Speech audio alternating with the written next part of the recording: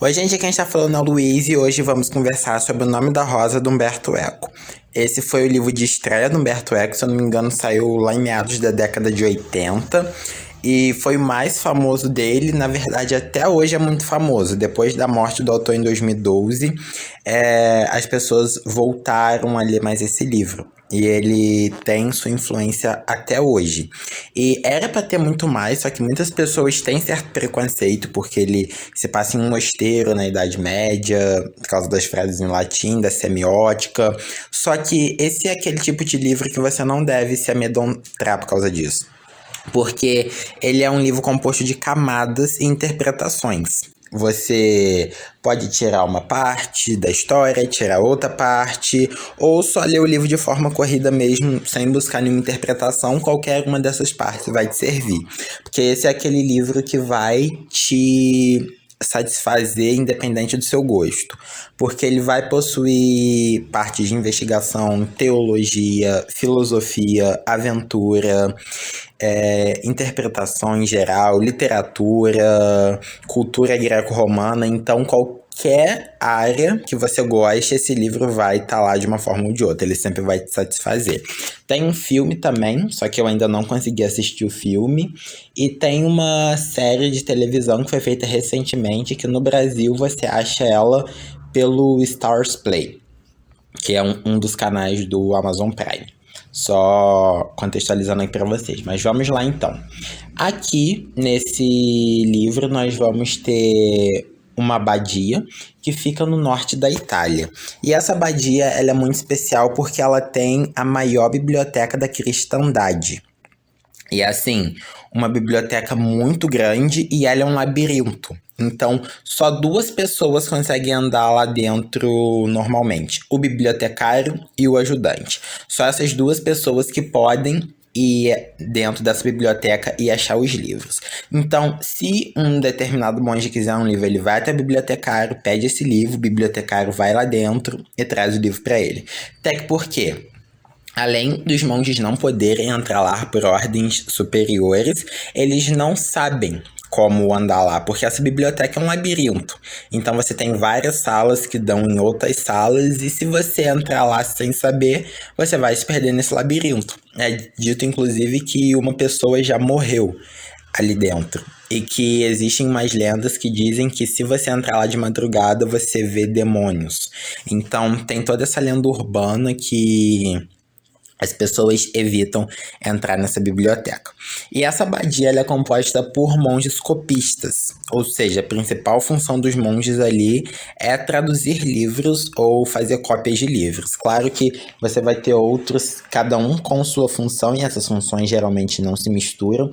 Então, por exemplo, você vai ter um monge para cuidar da cozinha, ele só vai cuidar da cozinha. Você vai ter um monge para cuidar dos animais, ele só vai cuidar dos animais. Você vai ter um monge bibliotecário que vai se dedicar exclusivamente para a biblioteca. Então, cada monge ali vai ter a sua função muito bem definida.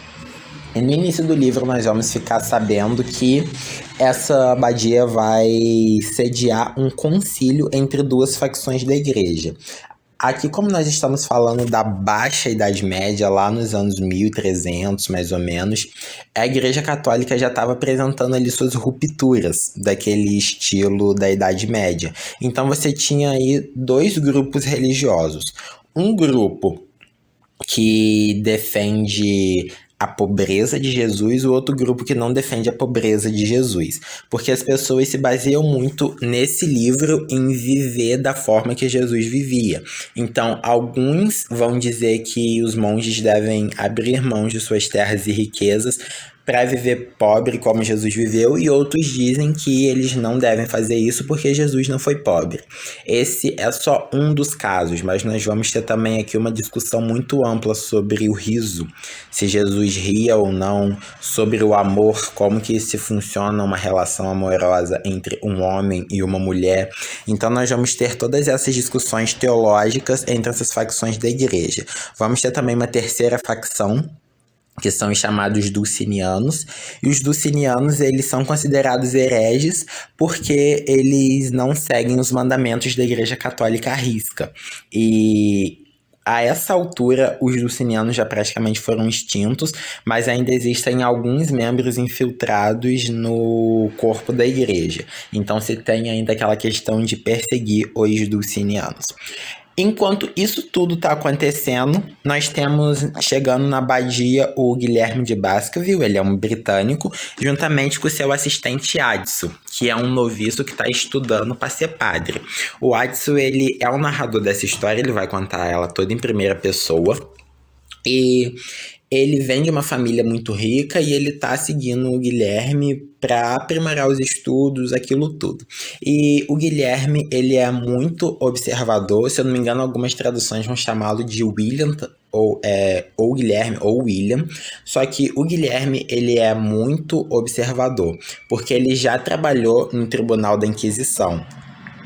Então ele tem toda aquela tática de vigiar as pessoas e analisar cada detalhe para saber se elas estão falando a verdade. Isso vai ser útil na nossa história porque além dele servir de intermédio nesse concílio, porque escolheram ele porque ele conhece pessoas tanto dos avigonenses, que são as pessoas que defendiam a pobreza de Jesus, quanto dos franciscanos, que eram as pessoas que defendiam a riqueza de Jesus. Além dele conhecer as pessoas dos dois lados, ele vai ser útil nessa abadia porque ele é um bom investigador. E estão acontecendo assassinatos nessa abadia. Não se sabe como, não se sabe porquê, não se sabe motivo, não se sabe nada. Só se sabe que tem uma pessoa que está matando os monges dessa abadia por dia. Então nós temos 7 monges que vão morrer em 7 dias e 7 noites. E repare aí como esse número é muito preciso. 7 dias e 7 noites. É dito, isso não é considerado spoiler, porque é dito durante a narração, que esse número 7 ele é muito especial no livro do Apocalipse. Porque você tem no livro do Apocalipse, então, o apóstolo João escrevendo 7 cartas para 7 igrejas da Ásia, os 7 selos que guardam o livro da vida, os 7 anjos que vão tocar as 7 trombetas e os outros 7 anjos que vão derramar a ira de Deus na terra sobre o anticristo. Então você percebe que o número 7 é um número muito rico em interpretações na Bíblia. Não só no livro do Apocalipse, nós temos também citações do Gênesis sobre um dos filhos de Adão. Então perceba aí como que esse número 7 não está ali por acaso. E isso pode mais tarde servir para sua interpretação, que daqui a pouco eu vou falar com vocês qual que é a minha interpretação. Mas então nós temos o Guilherme, tá ali nesse meio intermediando esse concílio e tentando descobrir quem é o assassino. E além disso ele ainda quer descobrir quais os mistérios que rondam a biblioteca e por que ela é tão importante para a cristandade. Bom, de sinopse é isso que eu posso contar para vocês sem dar nenhum spoiler. Aqui, como eu disse, vocês percebem o quanto eu falei sobre a sinopse e as variedades, porque esse livro é cercado de variedades, por isso que independente da área que você domine na leitura, ele vai ser útil para você. Porque se você gosta de histórias policiais, tem aí, né, inclusive essa questão do William e do Adso é uma homenagem direta ao Sherlock Holmes. Você tem questões filosóficas, teológicas, então qualquer área que você gostar, você vai acabar gostando desse livro. Você pode fazer uma leitura superficial ou uma leitura mais atenta e interpretativa. E também se tem a questão do título, que não se sabe até hoje o porquê o nome da Rosa foi escrito para dar nome a esse livro. Algumas pessoas ali têm as interpretações delas e compartilham com as outras. E é isso que eu vou fazer agora. Eu vou falar qual é a minha interpretação dessa história. Talvez eu dê algum spoiler, então eu estou sinalizando aqui. Se você quiser parar por aqui, fique à vontade. E já que você que ficou, qual que é a minha interpretação para o nome da Rosa? Eu acho que o que aconteceu nessa abadia, então, foi uma representação do Apocalipse. Porque já era uma coisa esperada pelos monges, né? Como o milênio estava se findando, eles acreditavam que o anticristo já estava no meio deles.